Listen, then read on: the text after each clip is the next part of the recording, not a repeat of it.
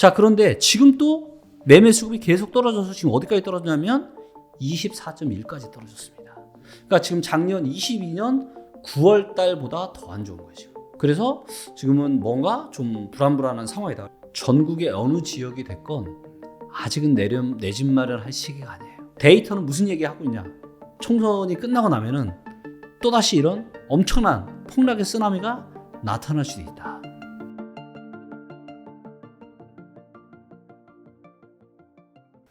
네, 안녕하세요. 반갑습니다. 리치고 서비스를 하고 있는 김기원이라고 합니다. 먼저 이제 가격 데이터를 좀 보도록 할 텐데요. 우리가 이제 가격 데이터가 뭐 여러 가지 이제 통계 데이터들이 있는데, 일단 그래도 이제 좀 현재 시장 상황을 가장 좀 반영할 수 있는 데이터라고 할 수 있는 한국 부동산원 데이터를 좀 볼 텐데요. 이제 요게 이제 한국 부동산원의 지금 데이터인데요. 자, 보시는 것처럼 서울 같은 경우는 이제 낙폭이 22년 연말에 이제 제일 컸고요. 요 낙폭이 계속 줄어들다가 이제 올해 이제 5월 달부터 본격적인 이제 상승으로 접어들었고요.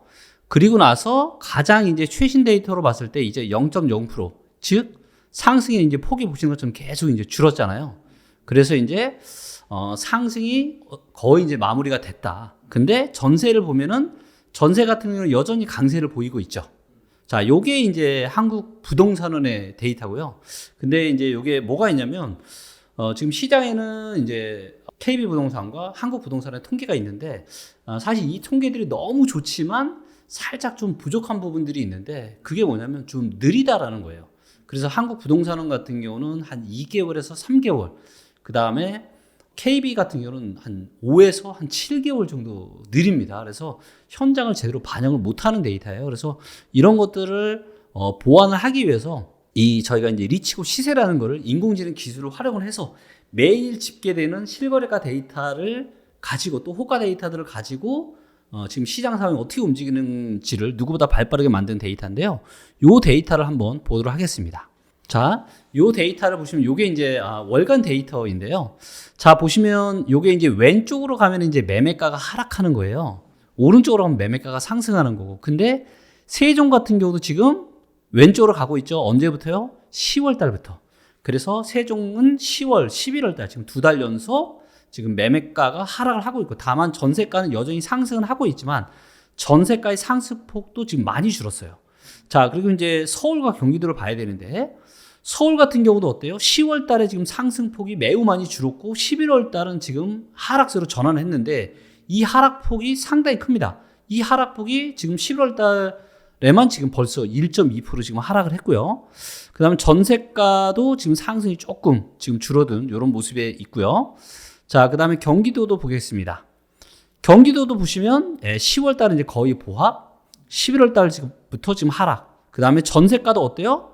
전세가도 지금 8월 달에 고점을 치고 9월, 10월 계속 상승폭이 줄어들었는데 11월 달은 상승폭이 굉장히 많이 줄어들었습니다. 그리고 요거를 보시면 차트가 지금 대부분 다 왼쪽으로 가고 있죠. 왼쪽으로, 즉 매매가가 지금 떨어지고 있다. 지금 요즘 또 전세가가 지금 올라간다. 그리고 전세가 지금 내년에 입주 물량이 없기 때문에 전세가 앞으로 계속 폭등한다, 이런 얘기도 있거든요.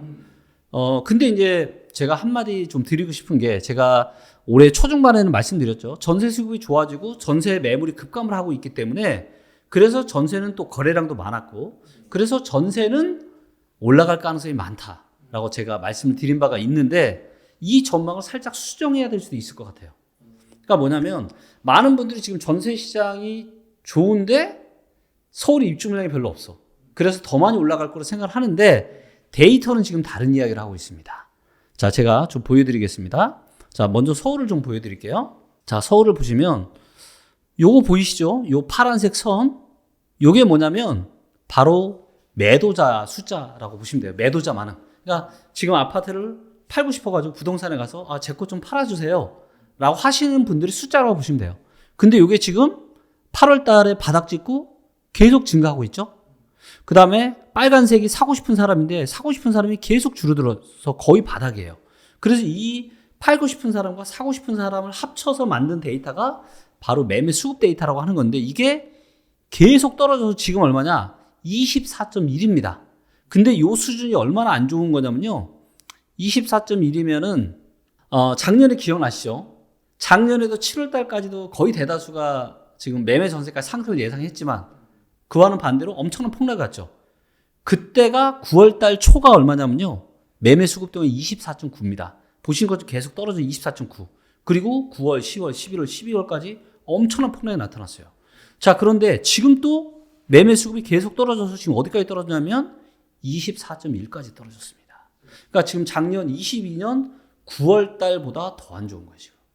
그래서 지금 매매 시장이 상당히 안 좋은데, 자, 전세 시장이 보시면, 제가 이제 전세 수급이 보시는 것처럼 22년 중후반에 계속 떨어지면서 전세 대란 온다라고 했지만 저는 얘기했죠. 전세 대란 올 수 없다. 왜? 전세 수급이 안 좋아지기 때문에.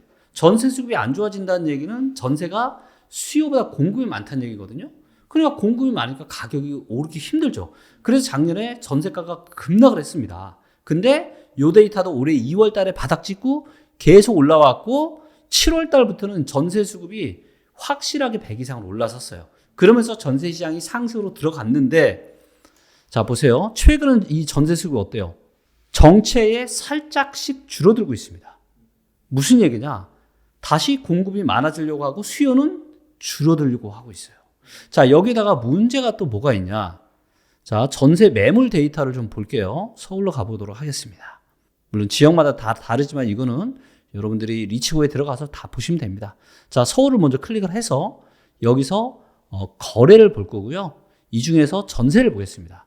근데 전세 매물이 22년 12월 달에 8만 5천 채를 고점으로 계속 전세 매물은 떨어지는데 거래량이 보라색 그래프 거래량이 많이 늘면서 이게 전세 상승이 일주를 했는데 보시는 것처럼 10월 달에 바닥을 찍고 4만 5천 채로 바닥을 찍고 전세 매물이 다시 늘어났어요.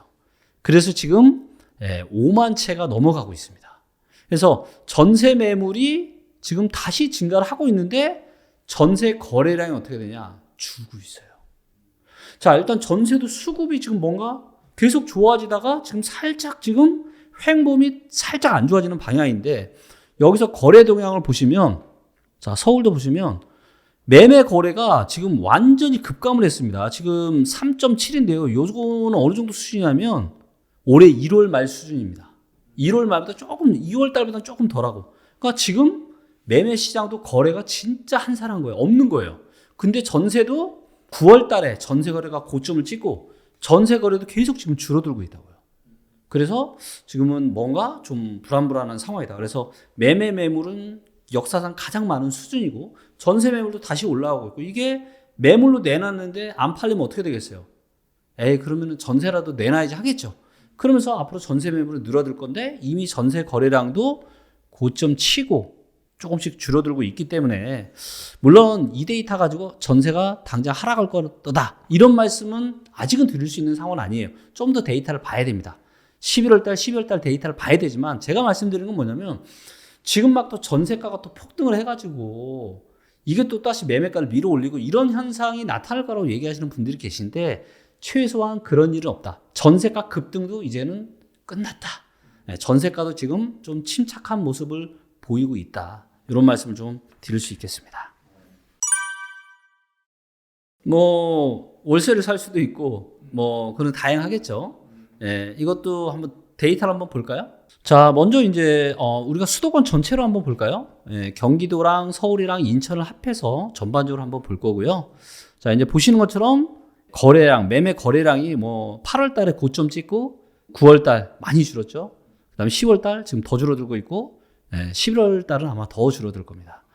자, 그러면 매매를 이런데 전세나 월세 시장은 어떤지 한번 보도록 하겠습니다. 전세 시장 먼저 볼 거고요. 자, 전세 시장도 언제 고점을 찍었냐? 3월 달. 23년 3월 달. 와, 거래량 엄청나네요. 역사상 가장 많은 41,485건의 거래가 터졌는데 이 이후로 전세 거래가 어떻게 되고 있냐? 계속 줄어들고 있어요. 계속 지금 줄어들고 있고요.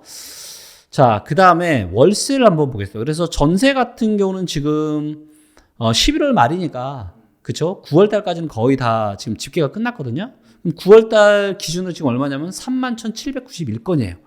그러니까 이게 많을 때는 41,485건이었는데 지금 31,000, 즉 만 건이 줄어든 겁니다. 전세 거래도.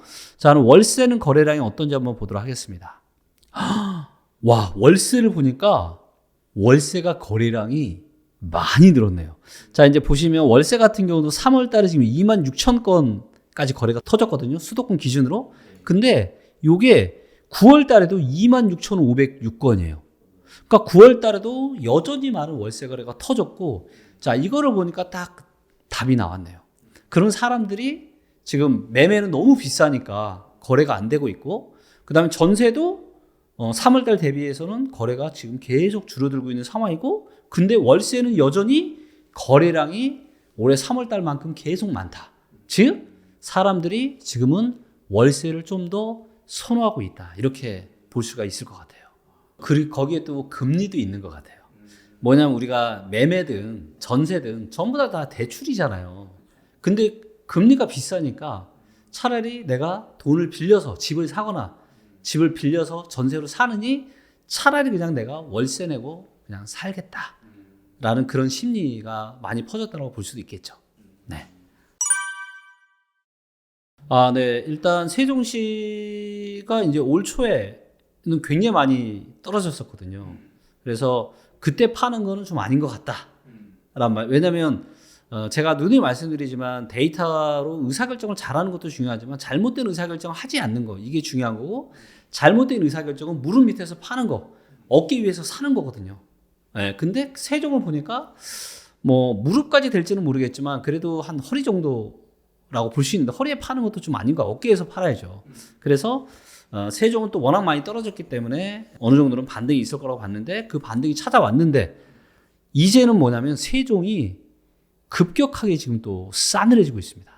그래서 이 2차 하락의 여파에서 세종도 자유롭기 힘들다. 그래서 데이터를 좀 보시면 요게 이제 세종의 수급 데이터인데요. 자, 보시면 요 매도세가 22년 12월 달부터 계속 줄어들었고 매수에는 다시 살아나고, 그러면서 매매 수급이 1월 달부터 빨간불이 들어왔어요.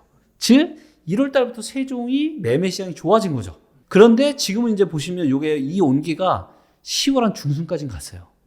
근데 10월 말부터 어떻게 되고 있죠? 다시 파란불 들어왔죠. 즉 매매 수급이 싸늘하게 식고 있어요. 자, 근데 여기에 좀 아이러니가 또 뭐가 있냐면, 자, 세종 같은 경우는 입주 물량이 있어요, 없어요? 진짜 없습니다. 정말 없어요. 앞으로 계속 입주 물량이 없고, 그 다음에 인구가 계속 몰리는 곳이 어디죠? 세종입니다. 그러니까 서울은 지금 인구가 줄어들고 있는데 세종은 인구가 늘고 있어요. 자, 그런데도 세종의 지금 전세 수급이 어떻게 됐어요? 다시 100m로 떨어졌습니다. 그러니까 보통 우리가 이렇게 얘기들을 많이 하죠. 인구가 증가하고 그럼 당연히 전세든 뭐 매매든 수요가 있을 거고, 앞으로 공급마저 없어. 그럼 당연히 매매도 올라가고 전세도 올라갈 거다라고 너무 얘기들을 많이 하잖아요. 그런데 틀리는 경우도 꽤 있죠. 자, 근데 이번에도 지금 세종에서도 지금 어떤 일이 벌어지고 있어요? 인구가 계속 몰리고 입주 물량도 별로 없는데 지금 전세 수급이 100m로 떨어져요. 지금 가장 최신 데이터 기준으로 80한 2 정도 되거든요. 이 얘기는 무슨 얘기냐? 세종의 전세가가 다시 약세를 보일 수 있다는 거예요. 그리고 매매가는 아마 이미 지금 하락으로 돌아섰을 거고요. 자, 여기 이제 거래가 중요한데 거래 동향을 좀 보도록 하겠습니다. 자, 세종 같은 경우는 지금 매매 거래 같은 경우는 올해 이제 3월달, 2월달, 3월달에 뭐 엄청난 폭등을 했고요. 매매 거래가. 그리고 지금 이제 11월 달 들어는 아주 많이 줄어들었고, 전세 같은 경우는 지금 10월 달에 가장 많은 전세 거래가 터졌습니다. 세종에서. 그리고 최근에 살짝 지금 떨어졌지만 그래도 여전히 빨간불이에요. 즉 아직은 그래도 세종의 전세 시장 거래는 좀 활발하다. 그리고 이게 전국에서 가장 높은 수준이에요. 가장 높은 수준인데 지금 이제 한 32 정도밖에 되지 않습니다. 이게 100까지 움직이는데, 그러니까 굉장히 좀 낮은 수준이라고 좀 볼 수 있고, 그 다음에 세종의 전세 수급이 만약에 이 상태가 더 한 두세 달 지속이 된다. 100 밑에서 한 70, 80 이 정도 수준에 논다? 그러면 세종의 전세가도 떨어질 수도 있어요. 그래서 이런 데이터들을 보면서 우리가 시장을 좀 가늠하는 게 굉장히 중요하다라고 할 수 있겠습니다. 맞습니다. 어쩌면 떨어질 수도 있다. 만약에 전세 수급이 이 상태로 안 좋아진다라면은 떨어질 수 있다고 이야기합니다. 지금은 전국의 어느 지역이 됐건 아직은 내 집 마련할 시기가 아니에요. 지금은 언제 작년에 그 급격한 무서웠던 하락 혹시 기억나세요? 서울 같은 경우는 실거래가 기준은 22% 평균이. 그럼 30% 이상 떨어진 아파트들도 많다라는 거거든요. 그리고 일부 지방의 경우는 40, 50, 심지어는 아파트 단지 기준은 60%가 순식간에 빠져버렸습니다. 네, 실거래가 공개된 이후로 가장 큰 폭락이 나타났던 게 22년 하반기예요. 자, 그런데 데이터는 무슨 얘기하고 있냐? 또다시 그런 하락이 머지않아 나타날 수 있다. 이게 이제 내년에 지금 총선이 있기 때문에 총선 전에 어떻게든 좀 그런 일이 발생하지 않게끔 정책적으로 좀 할 수 있어요. 근데 총선이 끝나고 나면은 또다시 이런 엄청난 폭락의 쓰나미가 나타날 수도 있다. 라고 지금 데이터는 이야기를 좀 하고 있고요. 자, 지금 아까 이제 세종의 이제 전세가율을 이야기하셨는데 세종의 지금 전세가율은 전국에서 꼴등입니다. 46.3%예요. 그러니까 매매가가 100이면 전세가가 지금 46 정도 하는 거죠. 굉장히 낮은 거죠. 자, 둘 중에 하나입니다. 근데 둘 중에 하나 중에 확률이 높은 건 뭐냐? 그러니까 전세가율이 이렇게 낮다라는 거는 전세 가격이 낮든가 아니면 매매가의 거품이 많든가 둘 중에 하나예요. 근데 저는 매매가의 거품이 많은 측면이다. 왜? 전세는 실제 수요이기 때문에 여기는 거짓이 없거든요. 거의. 투자 목적이 1도 없잖아요. 그렇기 때문에 부동산의 실질적인 본질적인 가치는 전세가라고 저는 생각을 해요. 근데 이 전세가 대비해서 매매가가 너무 높은 거예요. 그러니까 전세가율이 전국에서 꼴등이거든요. 그렇기 때문에 세종의 지금 매매가에는 상당히 거품이 많이 있다라고 좀 볼 수가 있고요.